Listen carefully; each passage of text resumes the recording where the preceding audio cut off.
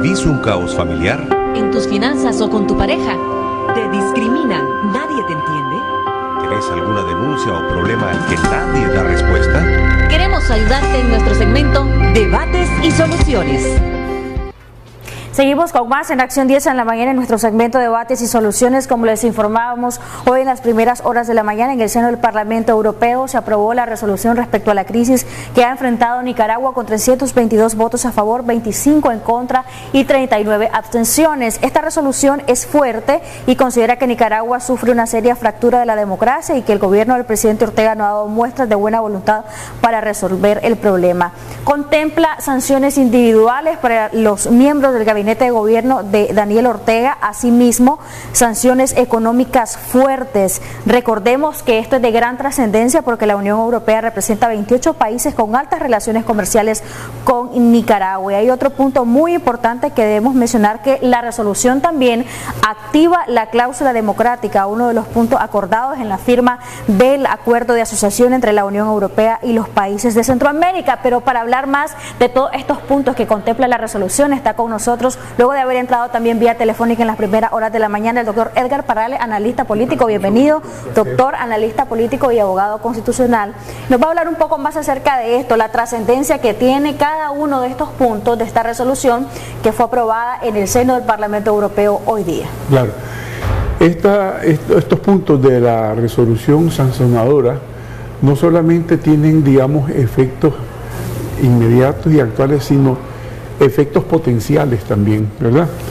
Porque por un lado, digamos, van a sancionar individualmente a personas del gabinete de gobierno involucradas en actos, digamos, de violación a los derechos humanos y en todo caso también de corrupción.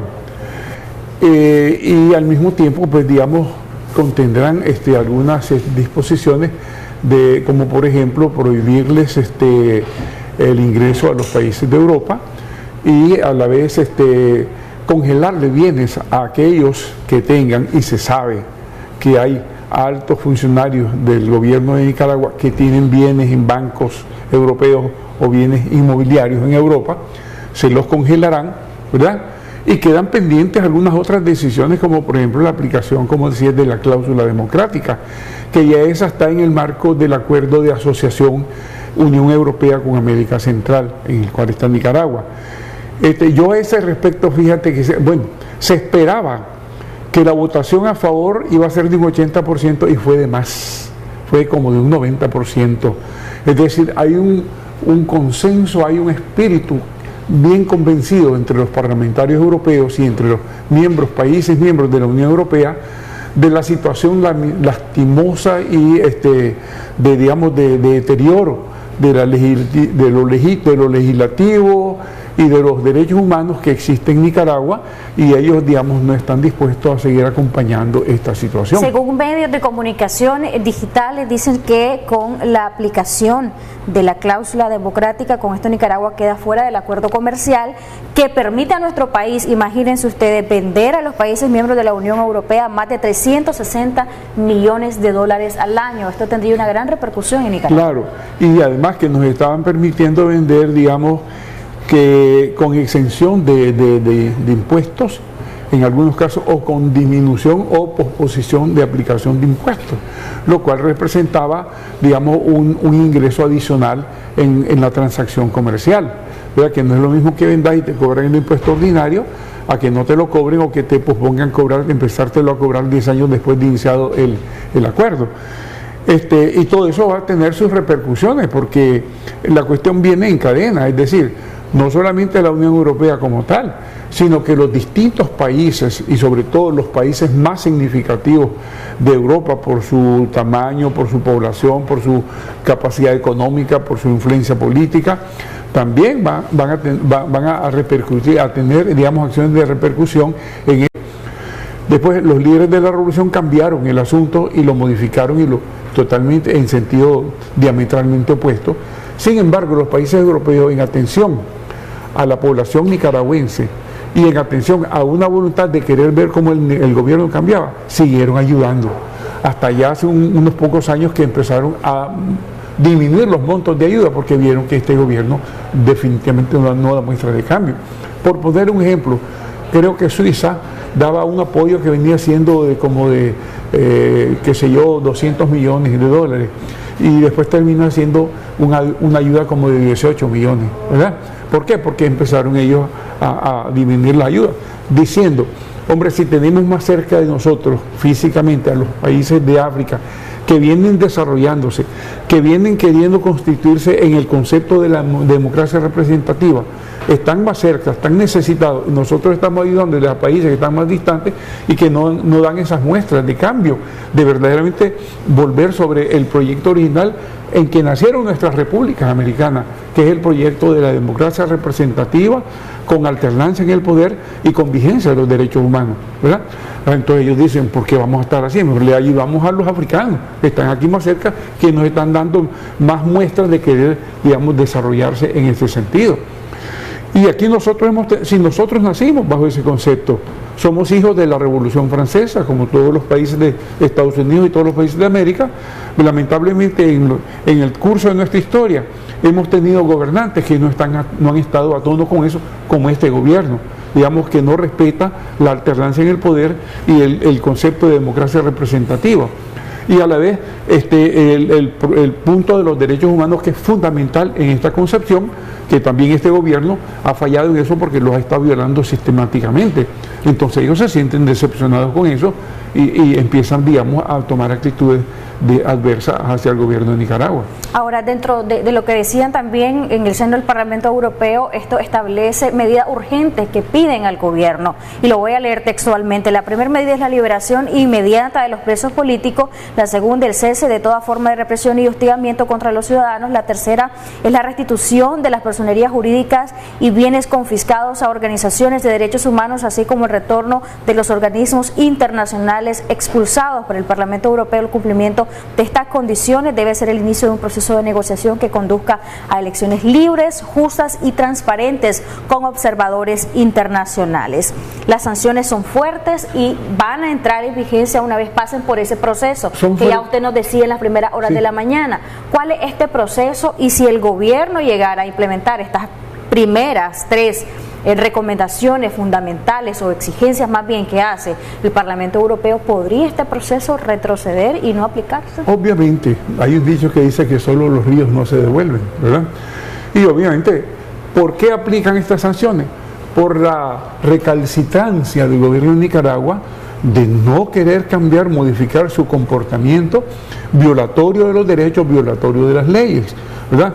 Entonces, bueno, si el gobierno da muestras de ese cambio, hombre, también dirían los europeos, como dirían también los Estados Unidos, Canadá y otros países democráticos de América Latina, hombre, si están dando muestras de cambio, vamos nosotros a modificar nuestra actitud hacia ellos. Obviamente que creo que sí, que habría ese signo, pero hoy por hoy están dando unos signos, a mi juicio, un poquito pobres, diría yo, y débiles, porque se sabe que en estos días, no sé si fue ayer, creo que fue ayer que se reunieron en una reunión no prevista, las dos partes del diálogo, con presencia del señor Nuncio, con presencia del representante, el señor Rosadillo, representante del secretario general de la OEA, y convinieron, digamos, en que van a soltar prisioneros. No dicen cuántos, pero no dicen todos, ¿verdad? El problema es que no son todos. Y la misma Alianza Cívica había dicho que no regresaba a las conversaciones si no se cumplían varias exigencias, que son casi las mismas que tiene ahí el Parlamento Europeo, ¿verdad? Prácticamente. Y si regresan porque le prometen que van a sacar unos cuantos, yo creo que ahí no hay ni siquiera un número exacto de cuántos van a ser liberados, entonces, ni nombres. Exacto, ahí me parece que la Alianza Cívica está siendo un poco débil y demasiado concesionaria, ¿verdad? Yo diría no, ya ven que el movimiento universitario, estudiantil no está de acuerdo y no van a participar en el diálogo mientras se dé esta situación. Los campesinos tampoco van a participar. Y otras organizaciones de la sociedad tampoco, y yo estoy con ellos. ¿Por qué? Porque la Alianza la Alianza Cívica ha debido tener mayor firmeza con la delegación del gobierno y decirle, señores, estos son nuestros puntos, y no hay, digamos, condescendencia con lo contrario, ¿verdad? ¿Por qué? Porque el gobierno está jugando y no se le puede permitir que siga jugando con el derecho, con las expectativas de la población. Tenemos que hacer un corte, doctor Parrales. Sí. Al regresar seguimos hablando y analizando un poco con usted lo que es las repercusiones de esta resolución sancionadora que han aprobado en el seno del Parlamento Europeo y también su análisis sobre el diálogo nacional y la mesa de negociación previa al diálogo, esas garantías de diálogo que han demandado diversos sectores. Regresamos con esto y más.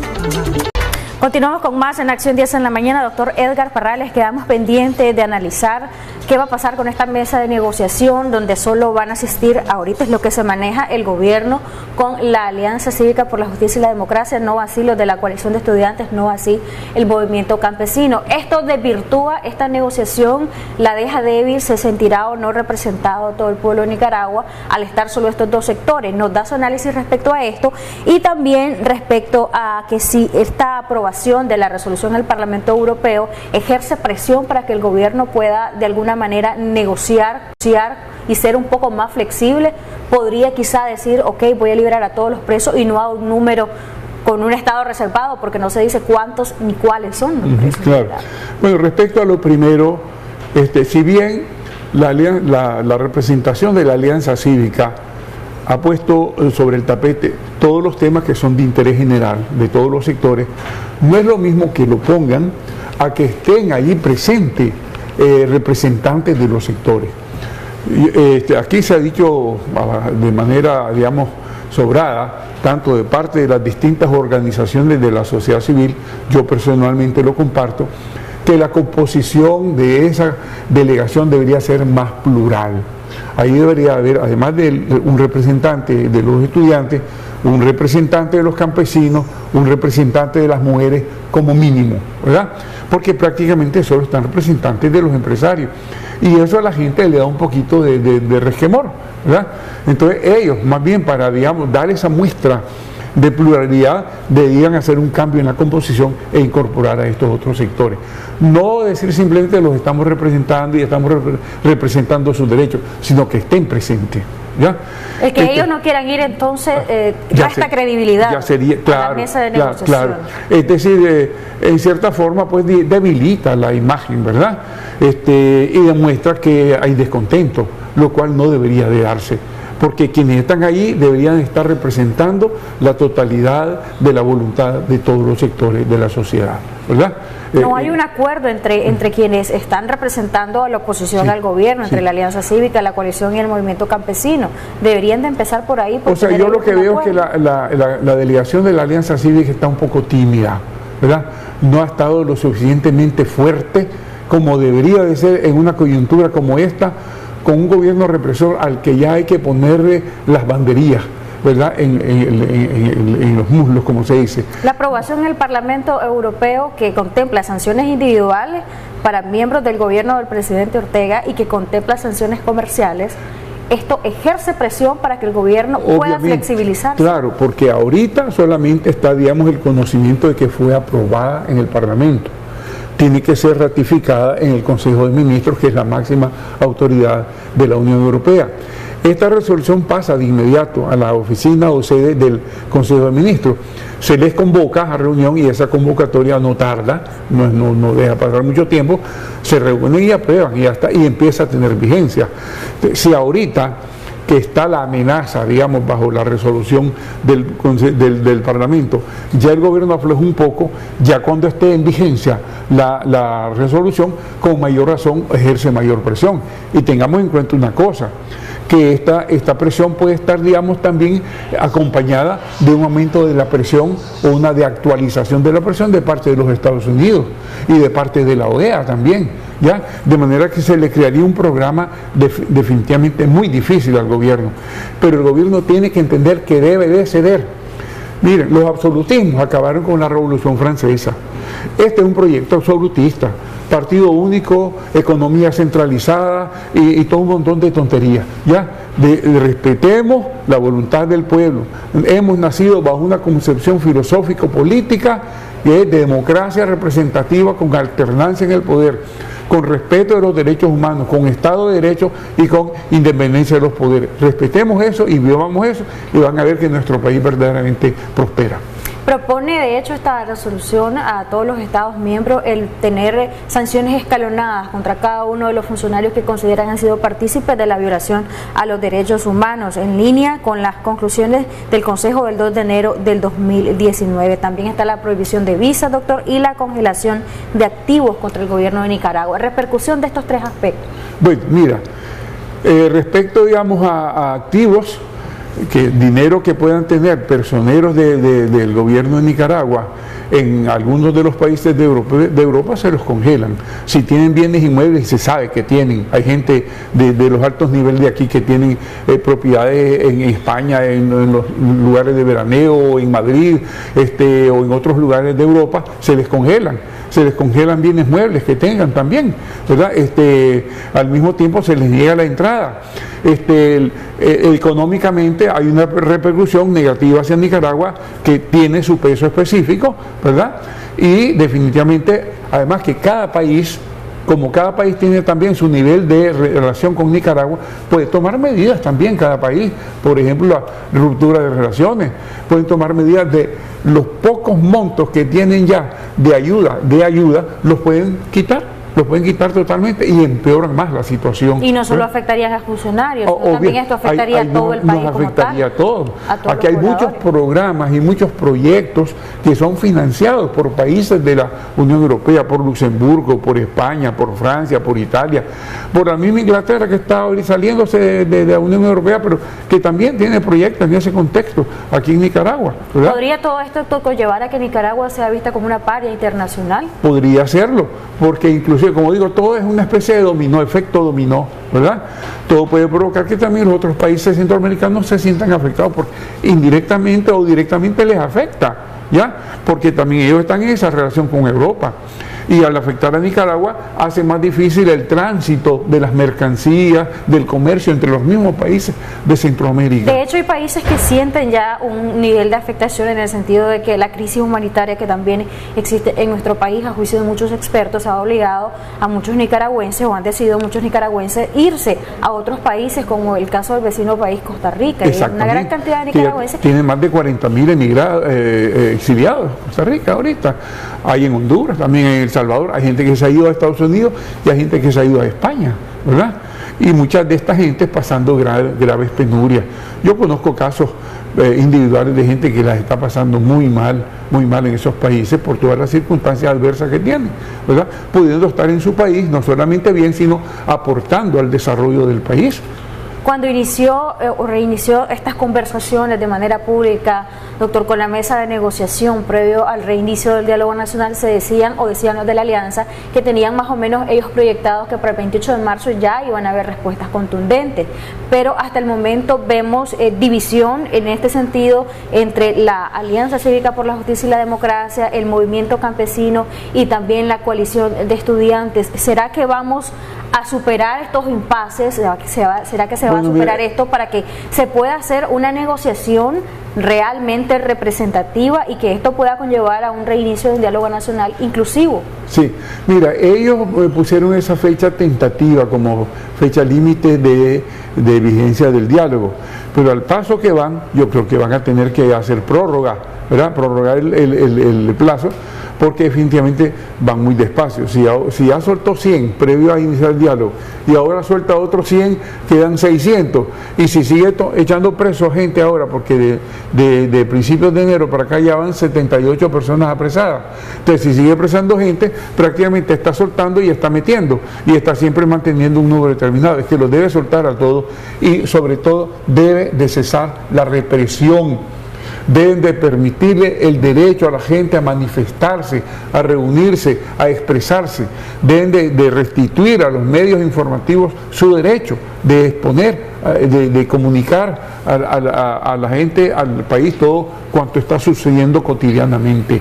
¿Ves? Porque Ahora, han existido, doctor, sanciones de diferentes organismos y recordemos lo de la aplicación de la Carta Democrática. Luego de esta resolución que sanciona al gobierno de Nicaragua en la sede del Parlamento Europeo, ¿cómo quedaría esto de la aplicación de la Carta Democrática en la Organización de Estados Americanos? bueno, como digo, puede tener ese efecto dominó, es decir, si la misma OEA ve que este gobierno sigue jugando, que sigue con el jueguito del gato, con el ratón, ¿verdad? Soltando al ratón un ratito, después lo agarra y lo vuelve a traer y lo está manoseando, pues no, señor, ya suficiente con esto. Hoy mismo salió una comunicación del informe sobre derechos humanos que se dio en el Departamento de Estado de Estados Unidos. Es muy elocuente y muy, digamos, como diría yo, detallado de todo lo que aquí acontece, de todos los abusos y atropellos que se cometen en el campo de los derechos humanos. También allí tenemos otro campo en el cual pueden decir, hombre, vamos a sumarnos a los europeos y vamos a hacer nuestra correspondiente presión también. Lo puede hacer el Departamento de Estado, el gobierno norteamericano, como lo puede hacer la OEA, como lo pueden hacer los países centroamericanos y todo esto, juicio de muchos, un cerco internacional que va a obligar a que se negocie realmente. A que entiendan que el poder no es de ellos, el poder es del pueblo, del soberano, que el que está ahí es un mandatario y que el mandante es el pueblo, ¿verdad? Y que el que está ahí es porque el pueblo lo pone, pero cuando el pueblo se inconforma, el pueblo tiene derecho a decirle, señor, por favor, cede el puesto a otro que me va a representar mejor que usted.